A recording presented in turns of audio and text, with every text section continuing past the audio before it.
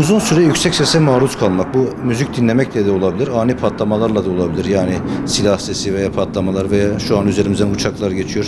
Uzun süre bu seslere maruz kalmak kulaktan beyne işitme duyusunu taşıyan sinirin belli bölgelerine hasar verip öncelikle ince seslerde, yüksek frekanslı seslerde hasara yol açabilmekte.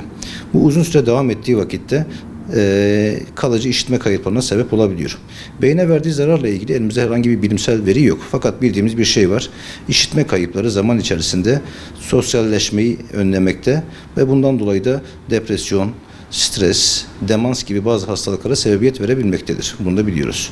Özellikle ileri yaşlardaki hastalarımızda yüksek sese maruz kalmışsa, işitme kaybı gelişmişse bunlar da belli bir yaştan sonra unutkanlık çok ortaya çıkabilmekte.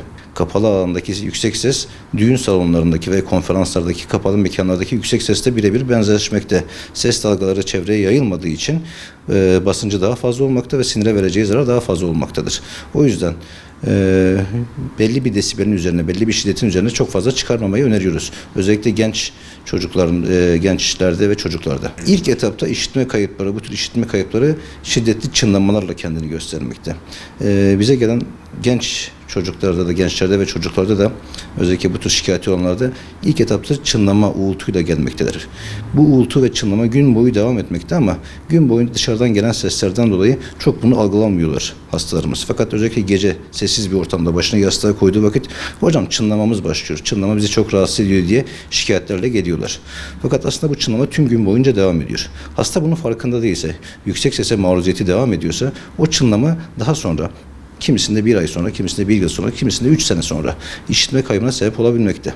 Bir defa yani bizim kulak sağlığımızda diğer tüm vücudumuzun sağlığı gibi ehemmiyet göstermemiz gereken bir organ. Buna zarar verecek şeylerden uzak durmamız gerekiyor. Kulağımıza zaten kulaklık takıp kapalı bir ortam oluşturmak bir mikroorganizmalar için bir yuva oluşturuyor zaten.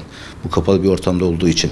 Artı bir de buna yüksek ses eşlik ettiği zaman kulak zarına ve kulak zarındaki basınçtan dolayı da kulak sinirine vereceği hasardan dolayı işitme kaybına sebep oluyor. O yüzden tüm hastalarımıza biz şunu öneriyoruz. Özellikle çınlamayla, işitme kaybıyla gelenlere kulaklıkla veya herhangi kulaklık olmadan sizin az önce izah ettiğiniz gibi kapalı bir mekanda yüksek sese maruz kalmayın. Düğün salonuna gittiğiniz vakit kolona yakın bir yerde oturmayın. Araçtasınız, kapalı bir mekandasınız, ses dalgaları çok fazla madem yayılamıyor, müzik sesini çok fazla açmayın. Kulaklık taktığınız zaman sesi işitebileceğiniz seviyenin üzerine çok fazla çıkarmayın diye uyarılarda bulunuyoruz.